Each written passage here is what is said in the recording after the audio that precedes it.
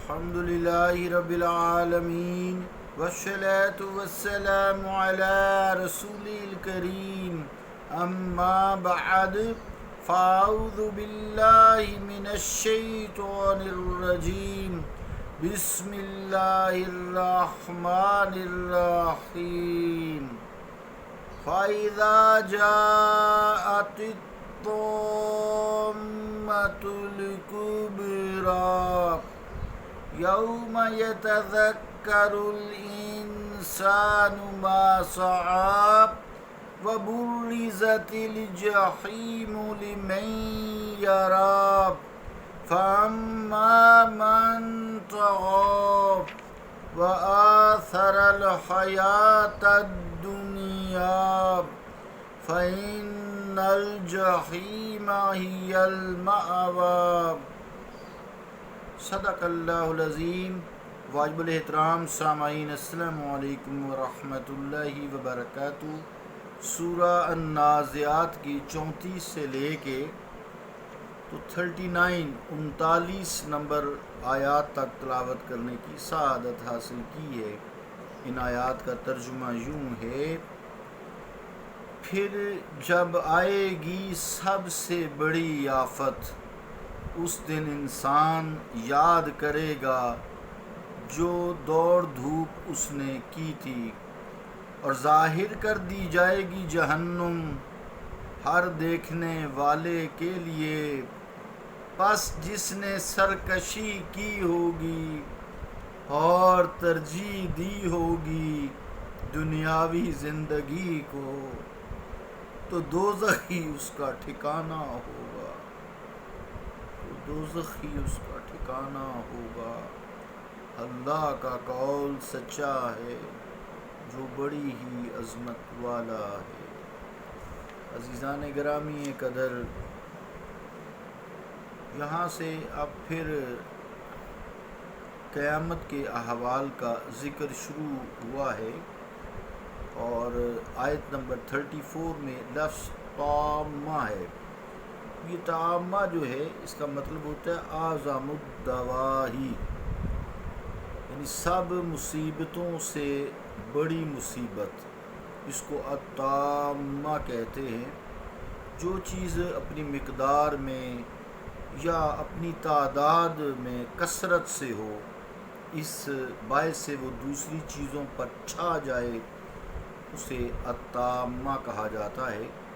جیسے کہتے ہیں جاء السیل فتم الرکیہ، سیلاب آیا اور اس نے تمام تالابوں اور نشیبوں کو لبریز کر دیا۔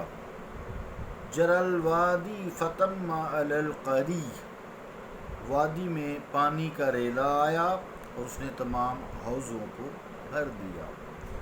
قیامت کی مصیبت دوسری تمام مصیبتوں سے فزونتر اور ہولناک ہے، اس لیے اس کو طامہ کہا گیا ہے۔ اور ساتھ ہی طامۃ الکبریٰ، کبریٰ کا اضافہ کیا گیا ہے، اور تاکید اس سے معلوم ہوتی ہے تاکہ کوئی شک نہ رہے کسی کو اس مصیبت اور بڑے گھبراہٹ والے دن سے۔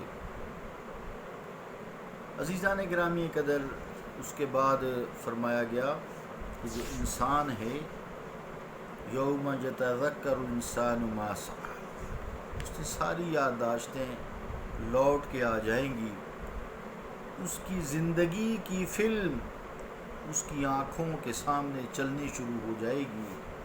وہ اعمال جو اس کو بھول گئے تھے ایک ایک کر کے اس کے بھلکڑ پن یا نسیان کی گہرائیوں سے ابھرنے لگیں گے۔ اگر اس نے اچھے کاموں میں زندگی گزاری تھی تو اس کی خوشی کی کوئی انتہا نہ رہے گی، اور اگر بدعمالیوں میں اپنی زندگی برباد کر کے آیا تھا تو اس روز اس کا ملال دیکھنے والا ہوگا، یا یہ کہ اس کے سامنے اس کے صحائف عمل کھول کر رکھ دیے جائیں گے۔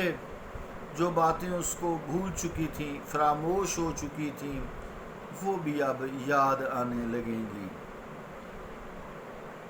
انسان میں یہ خصلت ہے، جب خوشحالی آتی ہے تو بدحالی کو بھول جاتا ہے، جب بدحالی آتی ہے تو خوشحالی کو بہت یاد کرتا ہے۔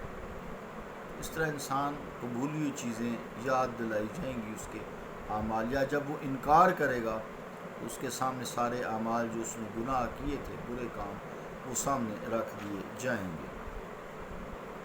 عزیزان گرامی قدر، اس وقت اولاد آدم دو گروہوں میں بانٹ دی جائے گی۔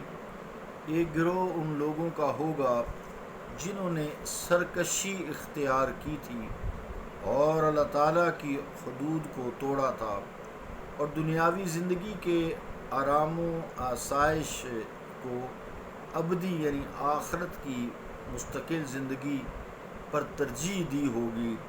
ان کی جد و جہد دنیا میں ساری محض دولت کے حصول کے لیے تھی، شہرت و ناموری حاصل کرنے کے لیے ساری عمروں نے وقف کر دی۔ ان کے شب و روز اسی ادھیڑ بن میں گزرتے رہے کہ وہ دنیا میں اونچے سے اونچے منصب پر فائز ہو جائیں، امیر ترین ہو جائیں۔ آخری زندگی کو بہتر بنانے کے لیے انہوں نے کوشش ہی نہ کی، ان کا دھیان ہی نہ گیا، انہوں نے دھیان کیا ہی نہ۔ وہاں آخرت کی سرخروئی حاصل کرنے کے لیے انہوں نے وقت ہی نہ نکالا، اور نہ کبھی اس کے بارے میں انہوں نے سوچنے کی زحمت گوارا کی۔ فرمایا ان کا ٹھکانہ جہنم ہوگا، فَإِنَّ الْجَحِيمَ هِيَ الْمَأْوَىٰ، تو پس ان کا ٹھکانہ جو ہے وہ جہنم ہوگا۔ جن عظمتوں کو وہ حاصل کرنے کے لیے لگے رہے تھے وہ سب فانی تھے، وہ سب فانی تھے، وہ دنیا میں رہ گئے، ختم ہو گئے، پیچھے کوئی کام نہ آیا، وہ سب فانی تھے۔ چند روز ان کی عظمت کا ڈنکا بجا، لوگ انہیں بادشاہ سلامت کہتے رہے، ان کی تعظیم کرتے رہے، یہ بھی خوشی خوشی ان کے احوال کا خیال رکھتے، ان کی ضروریات کا خیال رکھتے، لیکن رب کو راضی کرنے کے لیے نہیں، اپنی حکومت کو سٹرانگ کرنے کے لیے، مضبوط رکھنے کے لیے۔ عزیزان گرامی قدر، ایک بات یاد رکھیے کہ انسان اس دنیاوی زندگی کے لیے اگر حرام رزق کماتا ہے، حرام بینک بیلنس بناتا ہے، حرام سے جائیدادیں بناتا ہے، اس کا حساب کتاب اس کو دینا پڑے گا، چونکہ جب وہ دنیا سے جائے گا تو اس کے پاس کچھ نہیں ہوگا، خالی ہاتھ جائے گا۔ بس اس کے عزیز و اقارب چند دن آنسو بہائیں گے، اسے ایک اندھیرے گہرے کھڈے میں، اسے قبر کے نام سے موسوم کیا جاتا ہے، اس کو اتار کے چھوڑ کے آ جائیں گے۔ لیکن جو اس نے، یہ بات سننے والی ہے، جو اس نے حرام کرایا، اتنی تگ و دو سے ظلم و ستم کر کے لوگوں پر ناجائز ذرائع سے کمایا، اب وہ چونکہ ترکہ بن گیا ہے، اب اس کی اولاد کے لیے، اس کے اولاد کے لیے حلال ہو گیا ہے۔ حضرت شیخ سعدی رحمۃ اللہ علیہ فرماتے ہیں کہ اے انسان، تو 40 سال میں گھر بناتا ہے، اتنے سال تجھے رہنا نصیب نہیں ہوتا،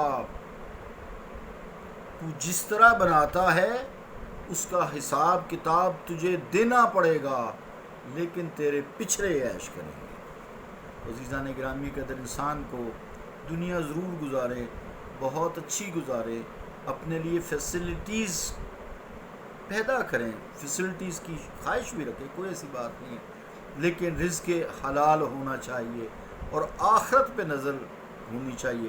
جب آخرت پہ نظر ہوتی ہے تو انسان پھر رزق حلال کماتا ہے، ناجائز کام نہیں کرتا، وہ ایسی دنیا کی خواہشات نہیں رکھتا جو فانی ہیں۔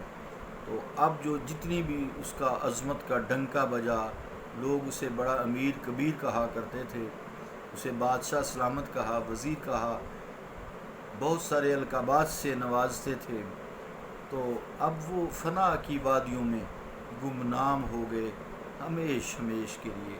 اللہ رب العالمین ہماری دنیا بھی بہتر کرے اور ہماری آخرت بھی بہتر کرے، اور اپنے غیب کے خزانوں سے ہمارے لیے رزق حلال دے اور ہمیں سکون اسی میں دے، اور ہماری نظر آخرت پر ہمیشہ رہے۔ تاکہ آخرت کی تیاری کرنے کا ہمیں موقع مل سکے۔